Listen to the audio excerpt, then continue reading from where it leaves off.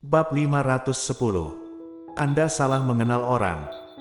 Sampai kelahiran Glenn, wajahnya semakin mirip dengan Colden Ye, bahkan ada ide lain di benaknya. Tetapi setelah memikirkannya, dia merasa itu tidak mungkin. Audrey Han menatapnya, tatapan itu membuat Davin Ye merasa bahwa dia sudah mengenalinya dengan ekspresi itu. Tetapi di detik berikutnya, Audrey Han menarik kembali matanya, dan berkata dengan lemah, "Tuan ini, Anda benar-benar telah salah mengenal orang, saya masih memiliki sesuatu untuk dilakukan, tolong jangan ikuti saya lagi." Setelah berbicara, Audrey Han terus mendorong kereta belanja dan menarik Glenn untuk pergi. Davin Ye tidak mengejar lagi kali ini, tetapi berdiri diam di tempat dengan bingung. Dia sudah mengatakan begitu banyak tapi Claire masih tidak ingin mengenalinya. Apakah dia telah melakukan sesuatu yang salah saat itu? Davin Ye sedikit enggan, dia telah merindukannya selama 5 tahun terakhir, tetapi sekarang Claire bahkan tidak ingin mengenalinya. Memikirkan hal ini, Davin Ye dengan cepat mengikuti. Audrey Han mendorong kereta belanja ke kasir, Glenn dengan cerdik mengikutinya, membantunya memegang dompet dan tas kecil. Setelah keduanya membayar, mereka akan meninggalkan supermarket. Dan ada seseorang di belakangnya, Davin Ye. Mungkin karena Claire tidak mengenalinya, jadi dia tidak menyerah, dia mengikuti mereka sejak dia di supermarket. Audrey Han terus berjalan maju dengan wajah dingin, Glenn mendongak, dan kemudian dengan hati-hati menarik pakaian Audrey Han. "Mommy, paman itu telah mengikuti kita sepanjang waktu." Mendengar, langkah Audrey Han sedikit berhenti sedikit tetapi terus berlanjut. Dia menggigit bibir bawahnya, dan kemudian berkata, "Glenn, abaikan dia, jalan saja." "Tapi, apa Mommy tidak mengenal paman itu? Kalau Mommy tidak mengenalnya, kenapa dia harus mengikuti kita?" Tanya Glenn sambil mengangkat kepalanya. Audrey Han juga ingin bertanya mengapa dia mengikutinya. Bukankah perilakunya berlebihan untuk mengikuti orang lain seperti ini?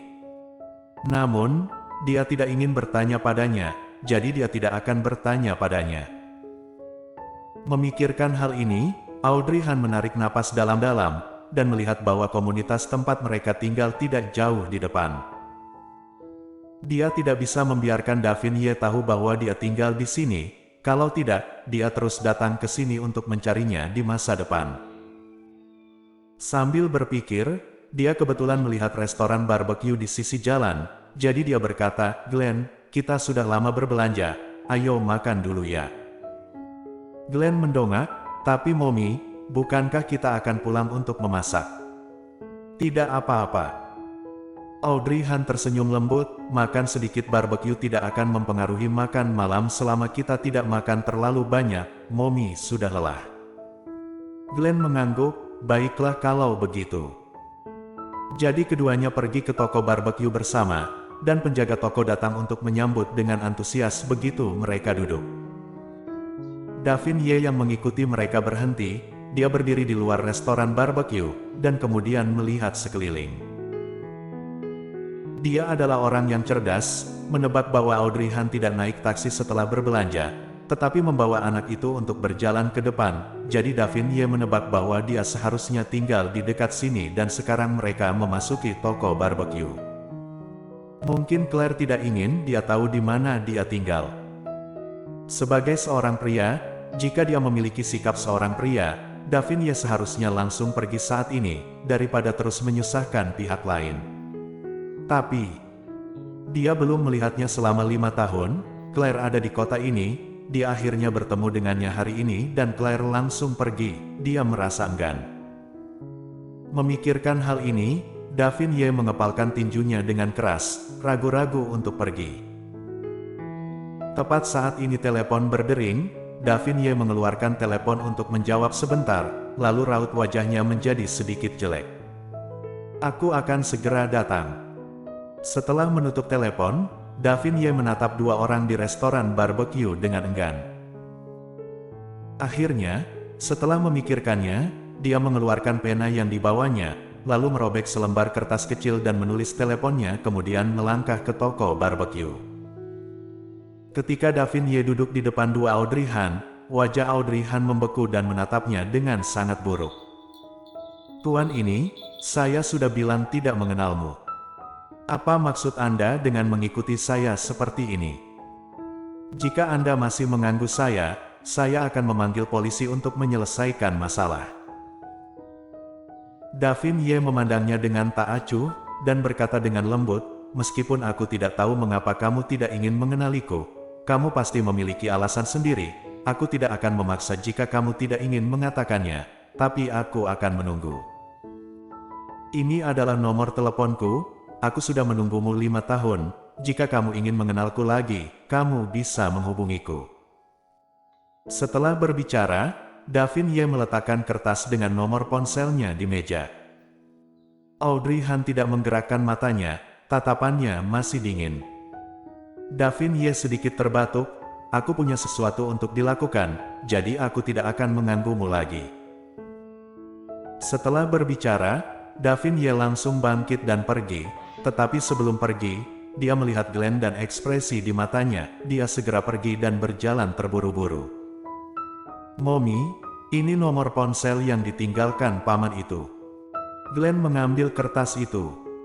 Wajah Audrey Han sedikit berubah, dan dia berbisik kepada putranya, buang saja. Buang. Glenn mengedipkan matanya, kenapa Bu?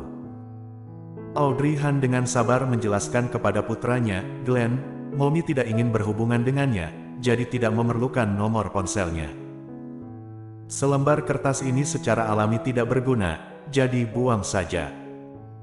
Dia sudah merencanakan untuk perlahan memutuskan kontak dengan Golden Ye, bagaimana mungkin dia bisa memprovokasi keluarga Golden Ye lainnya. Dia tidak ingin terlibat dengan orang-orang di keluarga Ye lagi. Oke.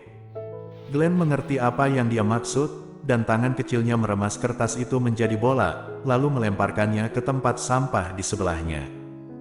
Bagus. Audrey Han meremas pipi Glenn dengan puas, dan tersenyum.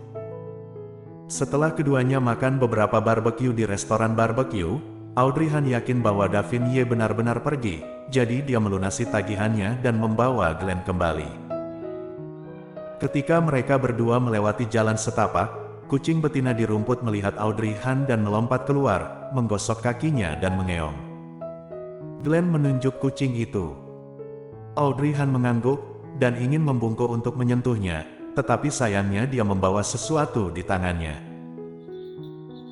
Dia memikirkannya, mengingat bahwa dia juga membeli ikan di tasnya, lalu berkata kepada kucing itu, aku sudah membelikanmu ikan, tapi kami akan naik dulu, dan aku akan membawanya untukmu saat senggang, kamu bisa kembali untuk menyusui anakmu dulu. Kucing liar itu mengeong beberapa kali seolah-olah telah memahaminya, lalu berbalik kembali ke rerumputan. Audrey Han mengangkat bibirnya dengan puas dan tersenyum. Sangat patuh. Glenn juga berseru, ia sangat patuh. Sudahlah, ayo kembali dan masak dulu, tunggu aku selesai memasak ikan, kita akan membawanya kemari bersama. Bersambung.